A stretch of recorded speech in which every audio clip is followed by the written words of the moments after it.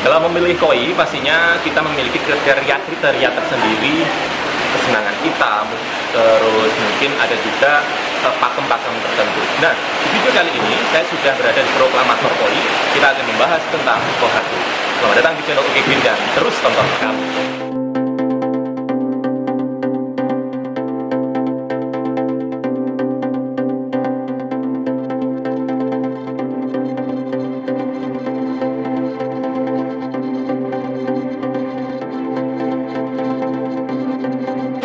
Proklamator Koi itu sejak 2008. Ya, saya ngurusin wilayahnya abah saya sih. Ini dari bapaknya istri saya. Saya bukan orang sini sebenarnya. Ya, saya belajar itu. Terus pertama 2008 itu saya nggak langsung membreeding. Saya beli ke petani sini udah lama. Jadi temannya abah saya itu beli satu kantong. Saya besarkan di kolam. Itu saya ikuti di sini. Di sini tuh airnya, kadar airnya, pH-nya sini apa. Lalu saya mulai dari Kohaku dan Sanke. Nah, soa juga sih, cuma soa tidak terlalu banyak kan di sini. Batas airnya untuk soa kurang bagus, memunculkan hitam. Yeah. Dan mungkin karakter air juga karakter tanahnya sini kan agak berpasir karena dekat gunung berapi sih, dekat gunung Kelon. Jadi yang paling bagus selama ini yang saya alami itu selama saya bijak Kohaku dan Sanke. Kohaku Sanke.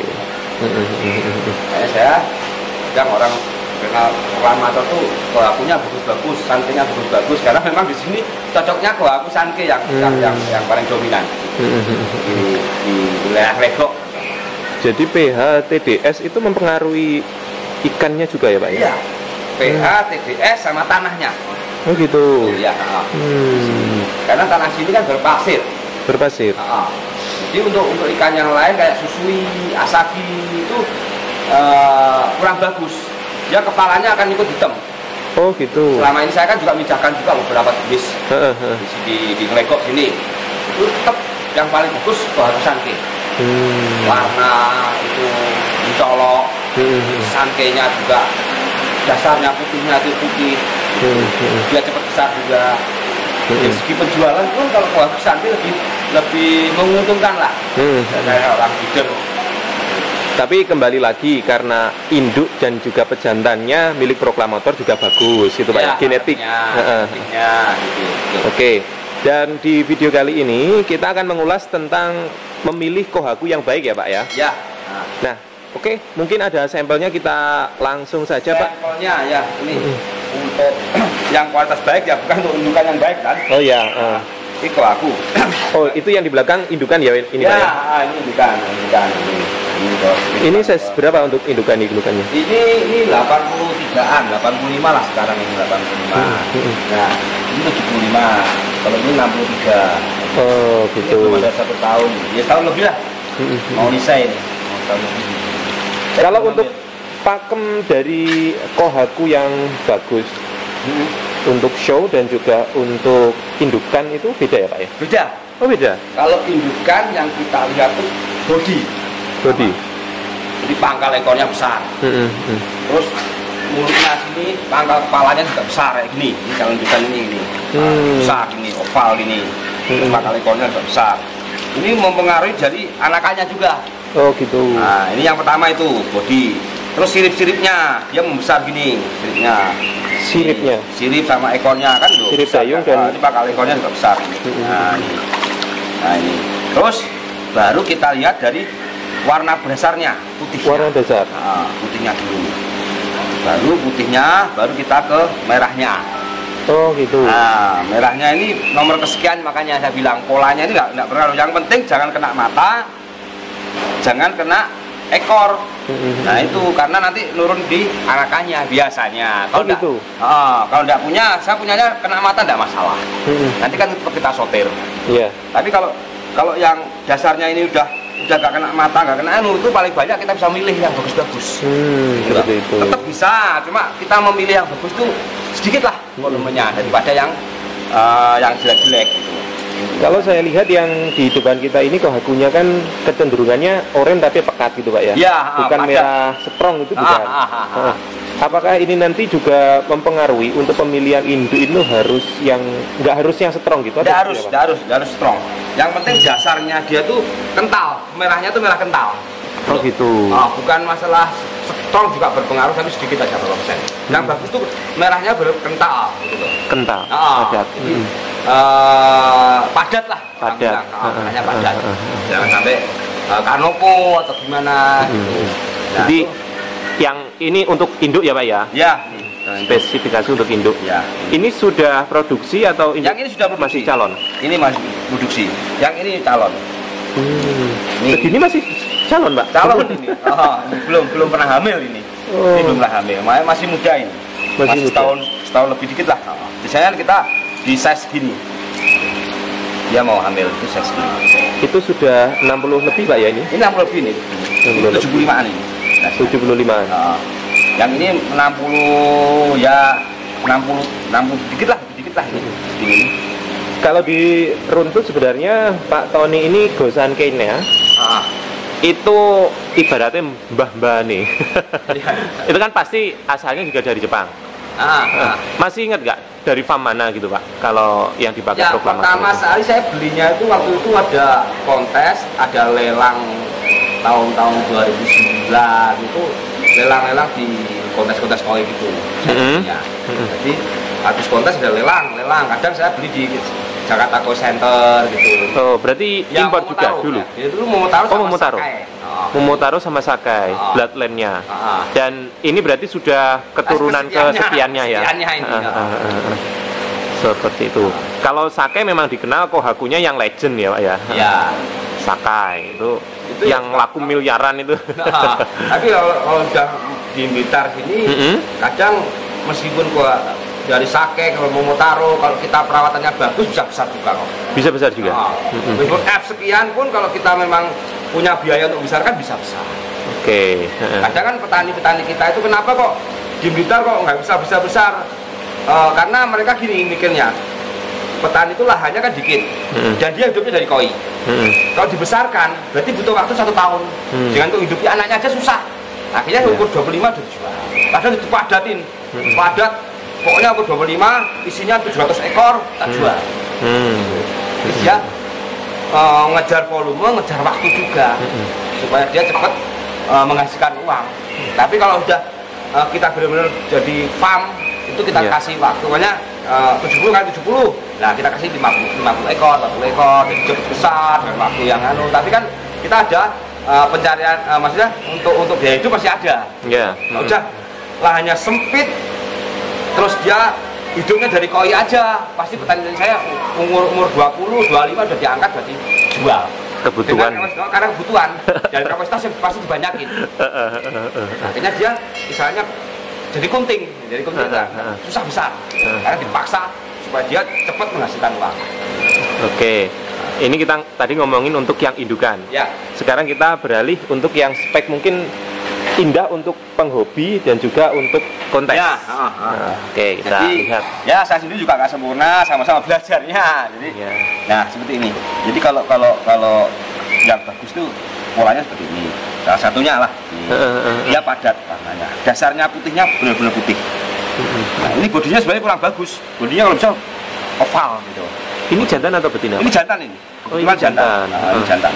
Kalau untuk bodi mungkin berkaitan dengan tulang ya Pak ya, tulangan. Ya, tulang. Tulangan ikan meskipun ini mungkin belum oval, kan kalau tulangannya bagus bisa dipuspakan. Puspakan bisa oval dia. Oval. Bisa bagus dikiping lah. Ya, dikiping itu bisa bagus ya. Dasar putihnya udah kelihatan nih putihnya. Ini kepalanya putih bersih sekali. Putih nih, putih dasarnya. Biasanya kalau ikan jantan kan kecenderungan kan agak nelo gitu. Nelo, agak coklat di kepalanya. Ini putih. Ya, ini putih bagus. Polanya padat, merahnya kental. Merahnya kental. Padat. Nih, dia padat. Kita lihat detailnya teman-teman. Yang dimaksud padat itu berarti merah. Dia tuh nggak ada sasi-sasinya, jadi nggak ada. Kalau merah padat itu kan, nah ini kan ada bayang-bayangnya memudar apa-apa itu kan enggak sini. Merah kental namanya. Merah. Jadi pertemuan antara merah dan putihnya itu pakem gitu loh. Kental sekali. Jadi putih dan merah itu enggak ada bayang-bayang itu enggak. Ini kita ngomongin tentang tadi pertama body ya Pak ya? Ya, nomor satu pasti body dulu. Yang body, pastinya itu tadi body juga sebenarnya kalau sudah tulangan betul itu bisa ditunjang dengan pakan dan perawatan yang bagus itu ya, timbul bulky namanya. Jadi bulky diunggah karena ini masih muda. Jadi meskipun kita paksa nanti yang rusak warnanya. Oh gitu. Kita grow, kita terlalu cepat grow, nanti yang warnanya dipecah-pecah. Jadi momen-momen untuk mempush pakan tuh harus ada, kita harus tahu. Oh gitu. Nah ini biasanya mungkin yang 40 cm up itu kita push biasanya kita. Apa itu bisa bulky. Kalau sebelum 40 cm di push nggak apa-apa. Tapi kita harus tahu, jadi harus campur sama color. Oh gitu. Pakannya pakai color nggak ya. grow aja. Jadi nggak grow aja, perbandingannya grow 1 kilo, color hanya 10 gram, atau grow 10 kilo, colornya 1 kilo. Tahu pros gitu. Karena kalau terlalu banyak grow, dia akan pecah warnanya. Kalah sama bodi yang terlalu kencang. Oh gitu. Oke. Yang selanjutnya tadi kualitas warna. Nah, merah dulu atau putih dulu Pak? Dasarnya dulu, putih dasarnya. Dulu. Putihnya dulu. Putihnya dulu. Jadi kita lihat warna putihnya dulu, baru nanti kita kentalnya warna merah, jadi motifnya. Oh gitu. Motifnya harus imbang. Polanya itu dasarnya dia harus ya meskipun kental gini dia harus sampai belakang lah. Polanya belakang. Banyak yang mungkin pembeli yang mungkin masih di awal-awal atau pemula yang penting strong, yang putih strong. Padahal dasarnya dulu ya yang penting malah. Yang putihnya dulu itu. Putihnya dulu, baru nanti di strong merahnya, kental merahnya ini. Yang pertama jelek body, dasar putihnya dulu, baru nanti strong warnanya, baru motif polanya ini. Oh gitu. Motif polanya ini setelah kental, berarti motif. Oke. Kita ngomongin tentang motif atau tadi setelah putih merahnya. Ya. Merahnya ini kan tadi termasuk yang bagus, yang padat gitu Pak ya. Nah, untuk pola pada Kohaku Sankei itu sebenarnya apakah juga sama Pak? Untuk gimana ya? Rambu-rambunya mungkin ya sama. Sankei juga sama. Sama, merahnya itu harus seperti itu juga. Strong, dasarnya putihnya juga oke. Nah, kalau Sankei biasanya yang dipilih itu yang Subusumi. Subusumi itu artinya putihnya tuh jangan sampai nabrak di merahnya. Jadi putihnya tuh hitamnya di suminya ya. Suminya tuh di putih. Nah, seperti ini. Ini Subusumi, masuk. Subusumi ini. Subusumi.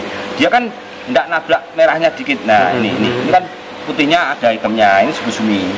Dan di sini juga jangan terlalu banyak kotoran-kotoran hitam kalau Sankei. Di siripnya? Siripnya, di ekornya itu gitu. Dikit aja, gini bergaris-garis ini ciri-ciri Sankei. Kalau Kohaku biasanya kan juga ada beberapa itu yang siripnya itu kena merah itu nggak boleh juga? Iya, kalau selama ini yang saya analisa jangan sampai kena. Di siripnya ada merahnya, itu juga mengurangi poin penilaian juga. Ini bersih ya Pak kalau ini? Iya, ini. Mulai sirip layar atas sirip bawah ini. Nggak boleh kena merah. Ya boleh, cuma kan yang ngurangin nilai. Ngurangin keindahannya. Iya, ngurangin keindahannya. Sebenarnya kalau ngomongin pola, kan nomor sekian. Tapi biasanya kan yang kita lihat yang juara di kontes, terus saya sambil milih ikan gitu. Nah, step itu apakah juga mempengaruhi? Misalkan semakin banyak step semakin bagus gitu. Ada anggapan seperti itu atau tidak? Ada yang seperti itu. Memang stepnya itu harus kita lihat dia imbang antara kiri dan kanan. Gitu. Jadi stepnya kan dia dari seninya ikan. Jadi kalau stepnya itu lengkap sampai bawah sampai belakang itu bagus. Dan stepnya itu tertata, gitu loh. Tertata. Kalau stepnya sini terus jaraknya kira-kira agak jauh-jauh gitu ya nggak mungkin menang lah. Bagus lah. Meskipun dia step 4, step 5 tapi jauh. Ada yang dekat, ada yang jauh, ada yang kecil, ada yang menceng gini itu ya nggak mungkin. Tapi yang bagus tuh lengkap gini warnanya. Iya. Nggak padat gini. Berarti keserasian ya Pak ya? Iya, yang betul keserasian. Kalau Sankei juga gitu. Ya. Pak, saya penasaran sama sasi. Sebenarnya misalkan kita di kontes, ikan ada sasinya itu boleh nggak sih? Boleh, Itu tapi penilaian. kan dia ngurangi nilai. Sebenarnya nggak diperbolehkan maksudnya kuranglah nilainya. Oh, gitu. Mainnya, makanya sama-sama bagusnya. Heeh. Oh, aku ini bagus dan ini bagus. Tapi di sini ada saksinya. Heeh. Dia ngurangi poin. Akhirnya yang dimenangkan yang saksinya Sedikit. yang pekat itu tadi, nggak Oh. terlalu bayang itu. Berarti kalau bisa, kalau ada itu yang nggak ada sasinya gitu. Nggak ada saksinya. Itu membantu nilai. Tapi mahal biasanya, Bu. Ya itu susah carinya juga. Susah juga. Jadi satu indukan itu paling ada 2, 1 gitu. Mohon maaf, kalau bicara tentang cutting, sasi itu apa bisa di-cutting? Bisa di-cutting. Oh, bisa? Asal tidak balik. Asal tidak kembali. Asal tidak kembali. Nyarinya itu juga sulit itu. Sangat sulit. Nah itu. Ini ada proklamator ini breeder juga. Nah iya, susah carinya, betul. Susah juga ya. Di antara satu indukan itu paling ada 2 pun kadang-kadang kalau tarungkan lagi, kita amati lagi, kita punya minusnya pasti ada. Gimana gitu. supaya kita cari trik menghilangi minus? Oh kita push pakai warna. Oh gitu. Apa pakai bejem? Padahal biar putihnya lebih kayak putih salju. Nyala. Nah, kita sikat pakai putih salju. Karena merah udah pekat. Oh bodinya kurang, kita pakai grow. Nah, gitu seperti itu. Jadi nggak ada yang ikan tuh kayak saya farm itu sempurna semua, nggak ada. Nggak ada. Nah kita harus pandai-pandai menyiasati. Oh ini nggak mau tak kontesin. Oh, berarti ini merahnya kurang, kita push sebelum hari H kontes itu kita push. Oke, baik. Kita selanjutnya di bukaan, Pak. Ini biasanya saya lihat lah, kalau yang ini kan, ini juga semua di mulut itu nggak ada merahnya. Apakah yang bagus itu yang seperti ini atau? Iya gimana? betul. Kalau dinilai buka mulutnya itu harus buka. Harus nggak ada merahnya. Tapi jangan terlalu tinggi. Jangan terlalu tinggi. Di atas istilahnya kepala itu juga nggak bagus. Jadi pas lah di antara mata gini, tapi jangan sampai kena mata. Jangan sampai kena mata. Itu pipi juga jangan terlalu besar, terlalu pendek gini, terlalu membawah gini juga nggak bagus. Nah ini kalau ini pipinya nggak ada merahnya, bagus ini. Ada dikit tapi nggak masalah di sini. Oh gitu. Warna merah mungkin kita runtut dari depan. Itu tadi kan dari depan buka ya Pak ya, nggak boleh kena mata. Terus makin ke belakang, kalau untuk bagian samping ini Pak, bagian samping itu ke bawahnya itu sebenarnya ada batasnya nggak sih Pak? Yang bagus bawahnya itu jangan sampai nyabu gini kalau merah. Oh, nggak sampai bawah? Nggak boleh bawah. Kalau hitam boleh nyabuk gini sampai bawah boleh. Itu tapi kalau apa berlaku juga untuk soa misalkan merahnya? Untuk soa juga ya gitu. Oh sama juga. Soa kayak gini. Ini ada satu yang ada soanya. Oh, ibaratnya numpang gitu Pak ya?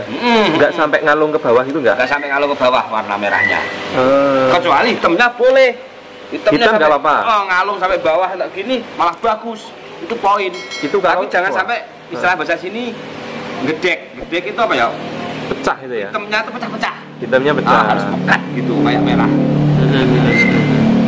Oke. Kalau untuk sanke hitamnya gimana? Hitamnya ya seperti ini. Nggak boleh ke bawah berarti kalau sanke? Boleh. Oh boleh? Sanke malah boleh hitamnya. Kalau merahnya nggak boleh. Merahnya ya nggak boleh, tetap merahnya ya? Sanke gini. Tapi jangan terlalu banyak di ekornya, sirik-siriknya untuk sanke ya. Bergaris saja 1, 2 ini nggak masalah. Oh gitu. Kalau berontok gini, namanya bahasa Indonesia berontok apa ya? Kalau banyak kayak soa gini malah nggak boleh sanke. Oh gitu. Oke, nah garis 1, garis 2 itu nggak apa-apa. Di depan kita ini teman-teman yang mungkin penyebutan go sanke itu ini kohaku, sanke, soa itu go sanke. Selain jenis ini atau keturunan dari ini misalkan ada hiutsuri, beko itu nggak masuk di sini. Kohaku, sanke, soa. Nah, go sanke itu. Go sanke. Oke, kita tadi sampai di tengah-tengah Pak. Jadi untuk bahas merahnya tadi nggak boleh sampai ngalung sampai bawah gitu nggak boleh. Nggak boleh. Kalau milih. Nah kalau gini contohnya nih saya bawakan lagi nih merahnya dikit gini. Nah nggak apa-apa ini. Nah ikut ke di leher, maksudnya di pipi dikit ini nggak masalah. Oh ini nggak masalah. Seperti ini nggak tapi masalah. jangan terlalu tebel, bawa sampai sini sampai bawah ini. Itu kurang. Penilaiannya kurang lah. Penilaiannya kurang. Tetap dikonteskan boleh, tapi kan nanti kalau pesaingnya lebih bagus lagi, yang ditarik yang pesaingnya yang dimenangkan. Akhirnya kalah. Oke, ke belakang apakah, nah ini ada beberapa contoh bukaan merah di sebelum ekor, ini juga penting juga ya Pak? Penting juga. Betul. Istilah Jepangnya ojime. Ojime ya, betul. Ojime. Ojimenya ini. Nah ini. Ini, nah kalau yang Kohaku ini kan ini kena. Tapi yang Sankei ini buka. Ini buka. Yang bagus yang ini. Yang bagus yang buka gini. Oh, yang buka seperti itu. Jadi ada jarak sebelum ekor ya Pak. Ekornya itu ada jarak putih dikit gini. Itu nanti kalau sama-sama tarung gini. Nah, tarung di kontesan gini. Sama-sama bagus. Nanti ditentukan siapa yang paling bagus. Ya nanti yang dipilih yang dimenangkan masih yang ini. Oh gitu. Meskipun itu yang Kohaku yang gini pun nggak apa-apa Pak ya sebenarnya. Bagus ya, juga. Bagus juga. Nanti makanya di kontes itu tergantung sistem penilaiannya. Ini pun bagus ini. Kan polanya sudah padat, oke. Pola dan kualitasnya masuk. Nanti kalau ditarungkan lagi dengan yang kualitasnya lebih bagus dari ini kalah. Kualitasnya gitu. ini pasti kalah. Tapi kalau dari skinnya, warna putihnya, dan dinilai dulu jurinya itu melihat bodinya, menang punya saya, ya nanti saya yang dimenangkan. Karena dia lihatnya dari dasarnya dulu. Oh gitu.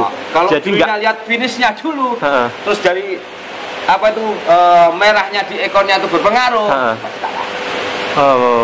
Sebenarnya yang dilihat, yang dipertimbangkan juga adalah itu tadi ya, keseluruhan nilainya gimana dipandang? Nilainya, tarung gitu, dia bagus motifnya, tapi terlalu kurus, dan dia istilahnya nelo bahasa Indonesianya, putihnya itu kurang putih, agak kuning gitu ya, agak kuning-kuningan, dia nggak dipilih, pasti yang dipilih yang ini.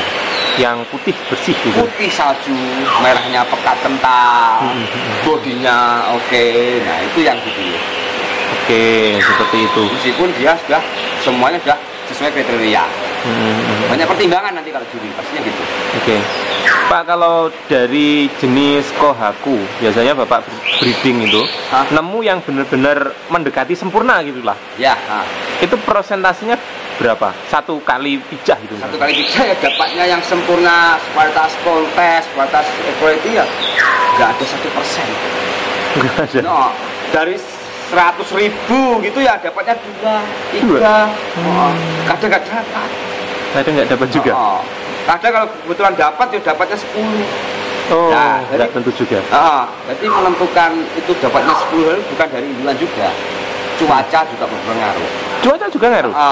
Lahan yang untuk pembesaran itu juga berpengaruh. Seharusnya saya dapat katakanlah yang berhasil hidup itu 100.000. Ternyata setelah saya masukkan di situ untuk pembesaran 100.000, ternyata yang dapat hanya 10.000. Nah itu ya 10 itu pilihan 10.000 itu kita pilih lagi, dapatnya cuma 1, 2 itu aja. Artinya nggak salah juga misalkan disebut jika suatu daerah tertentu itu bisa ngeluarin produk ikan yang bagus misalkan. Yang terkenal kan Glegok, Penataran, ya, Blitar, itu kan Kohaku Sankeinya bagus-bagus. Itu nggak salah juga Pak disebut seperti itu? Iya, seperti itu. Memang sini kualitasnya memang gitu. Karena dari cuaca, dari struktur tanah, dari pH, TDS air, dari suhu air, itu memang selama ini yang saya lakukan berkali-kali beberapa varietas itu memang Kohaku Sankei yang unggul, istimewa. Karena alamnya yang mendukung. Oke. Yang di bak ini ya. Kalau kita ngomongin grade atau ngomongin kualitas, ini nyebutnya grade A, HQ, SQ atau seperti apa? Ya dibilang high quality ya oke, dibilang so quality ya oke. Gitu. Tapi nanti kalau ada yang lebih bagus lagi pasti nanti kan tentukan gimana ya. Jadi orang tuh menilainya karena apalagi juri, apalagi yang menurut saya ini sudah high quality. Oke, ini biasanya proklamator ngeluarin untuk kualitas ikan seperti ini harganya berapa? Ini ya sekitar 1,5 juta. 1,5 juta. 1,5 juta ya, ada yang kalau ngambilnya semua diambil ya ketemu 1 jutaan. Oh gitu. Kalau bijian saya milih yang ini ya 1,5 juta. Ini size berapa Pak? Ini size 40 sampai 45 lah. 40-45. Mulai 1,5 juta. 1,5. Ini bisa dikatakan bisalah eski untuk ya. dibuat lomba sudah bisa. Sudah bisa. Di kolam juga enak dilihat. Ya, di kolam high quality. Bedanya sub quality sama high quality kan dilihat enak. Tapi belum tentu kalau di apa konteskan dia menang. Gitu. High quality sama show quality itu beda. Show quality kadang orang lihatnya masih kategori, bakalan bagus. Nah itu suatu penilaian juga. Tapi kalau high quality sudah finish, sudah dilihat sejuk, enak, namanya high quality. High quality. Nah, kalau show quality dia kadang masih kategori, soalnya belum sempurna. Tapi kok dia menang, karena dia bakalan jadi kategorinya itu bakal bagus. Oh gitu. Nah, meskipun kategori pun bisa nilai plus juga Pak ya? Plus juga. Kan dia masih bakalan jadi barangnya ikan yang bagus. Oke. Kalau dibandingkan pun ini tadi yang indukan sama yang ini malah lebih strong ya Pak ya? Iya ini. Nah makanya itu. Merah-merah. Jadi untuk pemilihan indukan sama pemilihan show quality beda lagi. Kalau calon indukan yang dipilih bukan pola motifnya, stone-nya enggak. Pertama body, turunannya, bladernya itu. Nah itu. Baik, terima kasih Pak Tony untuk waktunya. Mungkin satu pesan untuk teman-teman penghobi, pemula untuk memilih ikan. Ya, pesan saya untuk memilih ikan lebih baik kita cari yang sumber-sumber yang istilahnya yang berbobot lah, gitu loh. Jadi jangan lihat dari karakter ikan itu, oh ini bagus karakternya merah, begitu dia bisa besar. Nah kadang dia bisa juga ikan itu sudah lama dipelihara di kolam sawah, tapi dia tidak bisa besar-besar itu karena apa? Karena terlalu padat. Itu pengaruh juga. Makanya kita harus jeli, butuh pengalaman lah seperti itu. Tidak bisa langsung, oh ini saya masih belajar satu bulan, tapi sudah bisa memilih ikan. Itu kadang ya banyak kelirunya gitu. Ini memang butuh waktu, butuh proses. Butuh waktu, butuh proses. Yang juga butuh pengorbanan. Oke. Matur suwun waktunya Pak Tony. Ya, sama-sama.